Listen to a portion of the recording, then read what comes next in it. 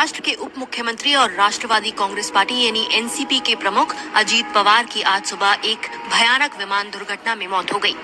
मुंबई से बारामती जा रहे उनके छोटे विमान ने बारामती एयरपोर्ट पर लैंडिंग की कोशिश के दौरान क्रैश लैंडिंग कर ली, जिससे विमान में सवार 5 लोग मारे गए। आधिकारिक रिपोर्ट्स के मुताबिक अजीत पवार के अलावा उनके एक पीओ यानी पर्सनल सिक्योरिटी ऑफिसर, एक अटेंडेंट और 2 क्रू मेंबर्स जिसमें पायलट और को पायलट शामिल थे, वो भी हादसे का शिकार हो गए। अधिकारियों के अनुसार टक्कर इतनी जबरदस्त थी कि विमान क्रैश होते ही 2 हिस्सों में बंट गया और तुरंत आग लग गई, जिससे किसी को भी बचने का मौका नहीं मिला।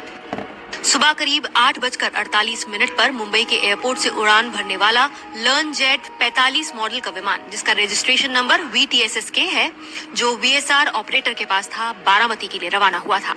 लगभग 1 घंटे की उड़ान के बाद जब विमान फाइनल अप्रोच पर पहुंचा था और रनवे पर लैंडिंग की कोशिश कर रहा था, तभी अचानक कुछ गड़बड़ हो गई।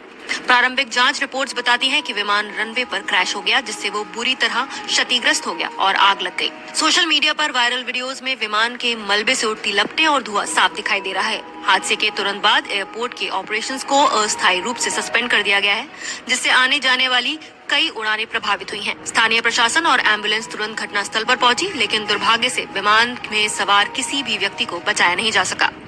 आधिकारिक बयान में पुष्टि की गई है कि कोई भी व्यक्ति जीवित नहीं बचा है। फायर ब्रिगेड ने आग बुझाई और रेस्क्यू ऑपरेशन चलाया, लेकिन हालिया अपडेट्स के अनुसार सभी शव बरामद हो चुके हैं। बारामती एयरपोर्ट के मैनेजर शिवाजी तावरे ने बताया कि विमान लैंडिंग के दौरान रनवे पर आने से पहले ही साइड में चला गया था और क्रैश होते ही विस्फोट हो गया।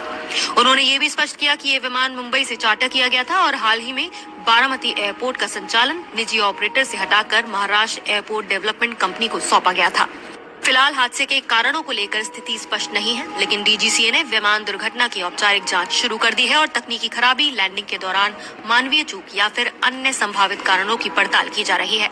जांच पूरी होने के बाद ही स्पष्ट हो पाएगा कि ये भीषण हादसा किन परिस्थितियों में हुआ। अब बड़ा सवाल ये भी है कि अजीत पवार आखिर बारामती क्यों जा रहे थे। तो आपको बता दें कि अजीत पवार महाराष्ट्र की राजनीति के दिग्गज नेता थे, जो एनसीपी के अध्यक्ष और महायुति सरकार में उप मुख्यमंत्री थे। वो बारामती पहुंचने वाले थे ताकि स्थानीय निकाय चुनावों से पहले 4 महत्वपूर्ण जनसभाओं को संबोधित कर सके। बारामती उनका गढ़ माना जाता है, जहां वो विधायक भी हैं और परिवार का राजनीतिक प्रभाव मजबूत है। ये सभाएं चुनावी तैयारियों को गति देने और समर्थकों से जुड़ने के लिए आयोजित की गई थी, लेकिन अब हादसे की वजह से ये सभी कार्यक्रम रद्द कर दिए गए हैं। अजीत पवार की अचानक मौत से राज्य की राजनीति में शोक और अनिश्चितता का माहौल है। एनसीपी के भीतर नेतृत्व को लेकर भी सवाल खड़े हो गए हैं।